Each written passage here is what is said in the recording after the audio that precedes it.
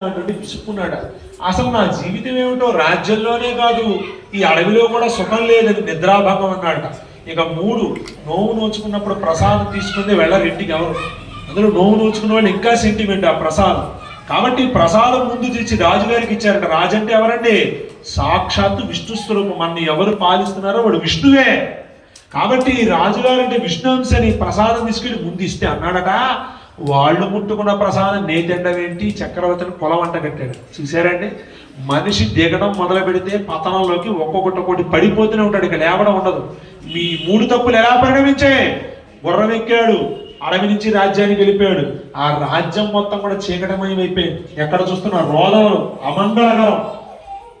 100 మంది కూడా నిద్రలో మరణించారు. స్పర్శ లేదు, ఊపిరందట్లా. దాంతో బాధపడిపోయాడు. చీమకు కూడా అపకారం చేయనే, నా రాజ్యానికి ఏమిటి కష్టం అని బాధపడిపోయాడు ఆ రాజుగారు.